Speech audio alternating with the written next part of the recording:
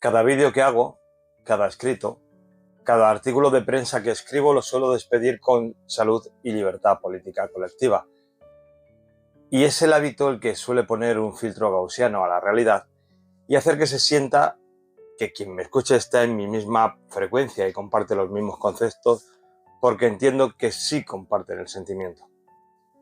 Cuando comencé la aventura del YouTube, me zampé 2 kilos de bocata de vanidad y me propuse compartir mi vianda intelectual con el estómago hambriento de la sociedad civil para alimentar su capacidad política olvidada.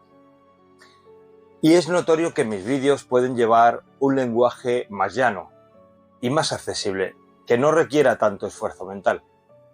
Pero lo cierto es que van dirigidos a trevijanistas.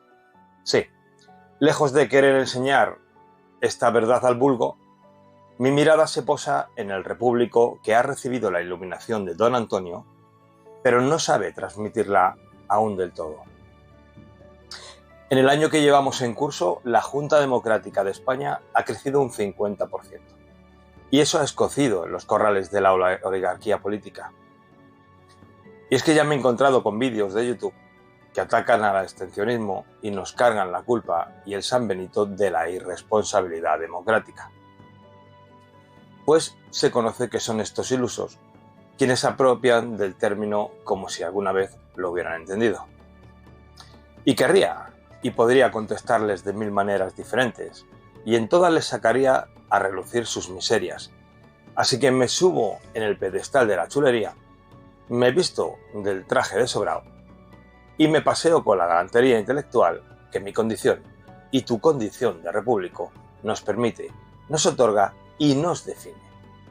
Porque estamos por encima de ellos en un plano superior que ellos jamás alcanzarán. Y no se elevarán porque su voto solo exige bolsillo lleno. Y desde Da Vinci se sabe que con los bolsillos llenos de monedas, el aparato no vuela. Esa es la diferencia entre la partidocracia y nosotros. Ellos siembran oro en tierra y nosotros respiramos libertad en las alturas. Nuestro voto no existe porque exige las condiciones naturales de la elección. El voto comienza en el interior de cada uno. Es el conflicto que discute con la necesidad personal. Y una vez que esa batalla es librada, se somete a una liturgia exterior que garantiza un paradigma libre que dore de libertad de acción a mi voluntad política. Es así como queremos votar los abstencionarios, los repúblicos, los trevijanistas. Llámanos como te dé la gana. Nos da exactamente igual. Queremos votar de la única manera posible, en libertad. Y por eso, ahora recapitulo al comienzo de este vídeo, a la libertad política colectiva. Ese es el paradigma necesario para votar, para elegir. Pero tú, amado y pequeñito crítico, siervo y de vuelo raso, no llegas a comprenderlo. Es más, se te hace un mundo captar el concepto. ¿Cuál es el sentido de nuestra posición? Es lo que ahora te voy a relatar. La libertad política colectiva, que es la esencia de la democracia y que es la antípoda a lo que tú sientes como libertad, porque generalmente la confundes con el poder. Porque te sientes más libre si gana las elecciones tu partido, el partido al que amas. Pues ante la falta de prestigio doméstico o profesional, buscas unos laureles virtuales que llenen el vacío de tu frustración y así identificas la victoria del partido como una victoria personal. Es un alto precio por no querer sopesar tu condición ascendente, por no querer elevarte personal e individualmente. Es como si le pusieras tope a tu reloj. Pero nosotros tenemos un concepto clarísimo de libertad y de sus futuros frutos. Si algún día la conocéis, nosotros sí la conocemos.